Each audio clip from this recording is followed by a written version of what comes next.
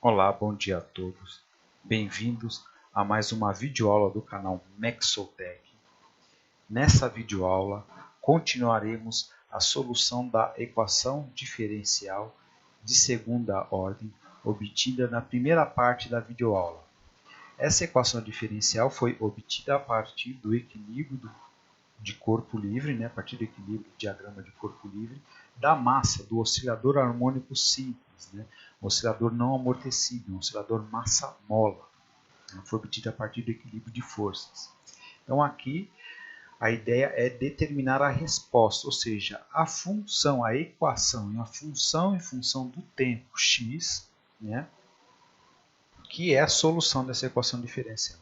Essa função de espaço, função de deslocamento em função do tempo, ela dá justamente a função de deslocamento, que é uma função oscilatória, que dá justamente o comportamento oscilatório do oscilador harmônico. Tá?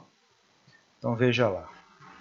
Sendo a equação exponencial abaixo uma das soluções possíveis da equação governante, ou seja, aqui eu vou escrever uma função exponencial, tá? Que pela literatura é uma das soluções da equação diferencial de segunda ordem, nessa forma aqui.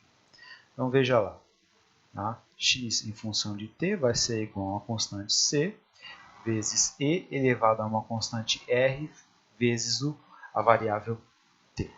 Então este cara aqui é uma solução, tá, da equação diferencial, dada aqui em cima. Tá?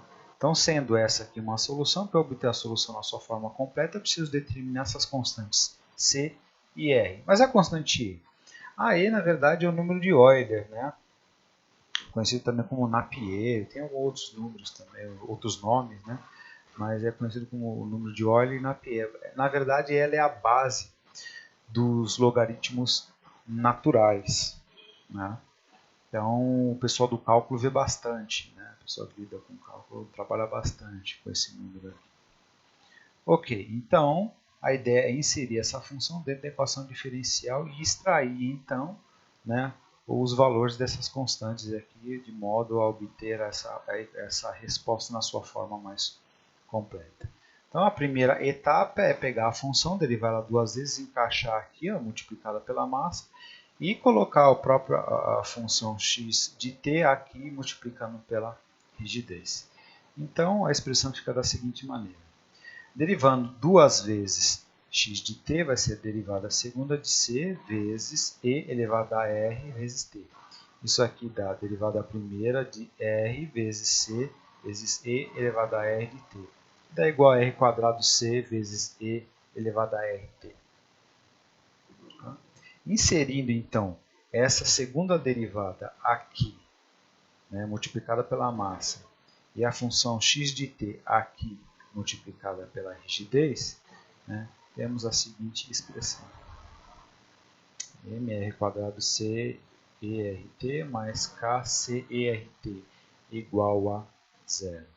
Note que é justamente a característica dessa função exponencial de Euler, é justamente que quando ela é derivada, a própria função permanece. Ela sempre permanece, por mais que seja integrada ou derivada, ela sempre permanece. E essa característica é boa na solução dessa equação diferencial, porque pelo fato de ela permanecer em ambos os termos da equação, eu consigo simplesmente colocá-la em evidência. Dessa maneira aqui. Colocá-la em evidência dessa maneira, eu consigo c vezes e elevado a rt vezes mr² mais k. Eu consigo, então, separar o x de t dos demais componentes conhecidos e o desconhecido. É justamente o que eu quero saber aí da equação. Esse cara vai cair fora por quê? Primeiro, ele não é zero. Para essa multiplicação dar zero, este cara aqui tem que ser zero. Ou, como preferir, simplesmente esse cara está multiplicando, passa dividindo, zero dividido por qualquer coisa dá zero, então isso aqui dá zero. Então veja, m r² mais k igual a zero. Isolando o r vai ser r² igual a r² menos k sobre m. Aqui só tem um probleminha, Se eu passar esse quadrado na forma de raiz, eu vou estar extraindo a raiz de um número negativo. E isso daí não pode no conjunto dos números reais, Então eu tenho que trabalhar aí com o conjunto dos números complexos, tá? Para poder trabalhar com esta raiz. Então, como o imaginário é o quadrado, i quadrado é igual a menos 1, ou i é igual a raiz de menos 1, tem-se da seguinte maneira. Então, aqui, ó, né, vai ficar r igual a mais ou menos raiz de menos k sobre m.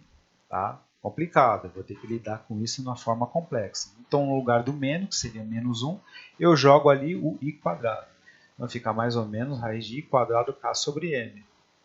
Bom, dá para extrair a raiz de i quadrado, então fica mais ou menos i raiz de k sobre m. Então, veja, eu tenho, na verdade, dois valores de r. Na verdade, são mais e menos, né? São dois valores de r. Por quê? Dois valores. Porque aqui eu tenho uma equaçãozinha simples de segundo grau, né? Então eu tenho duas raízes. Quais são as duas raízes? As raízes R, R1 e R2, tá? Uma positiva e outra negativa. Né? Uma coisa importante salientar é o seguinte: a raiz de K sobre M é conhecido como frequência natural do oscilador harmônico. Tá? Olha lá, é conhecida como frequência natural do sistema. No sistema internacional de unidades, ele tem a seguinte unidade, radianos por segundo.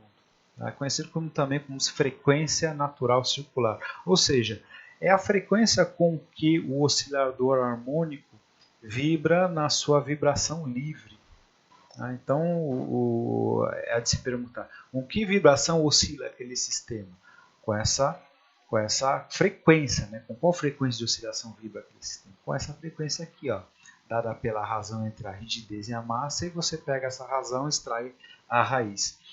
Isso aqui é chamada frequência natural. Se você fizer análise dimensional aqui, você vai ver que isso daqui vai dar segundo a menos 1. Segundo a menos 1 também é conhecido como radianos por segundo. Tá? Isso aqui vai dar segundo elevado a menos 1. Tá? Para você ter essa frequência em Hertz, que é no sistema internacional, só tem que dividir esse valor aqui, ômega n, né, conhecido como frequência natural, por 2π, 2 vezes π. Aí você tem o valor da frequência na forma Hertz, né? Frequência em Hertz.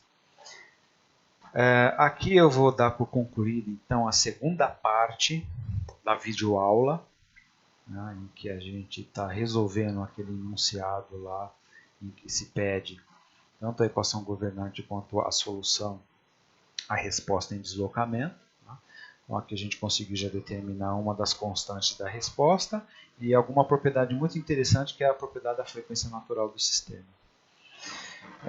Na próxima videoaula continuarei então com a dedução, né, do sistema, continuação com a dedução da resposta do sistema. Tá? Então gostaria que continuassem assistindo o vídeo, assista o próximo vídeo, tá? Se inscreva no canal, clica lá em gostei e eu ficaria muito agradecido por isso. Tá? Até a próxima videoaula.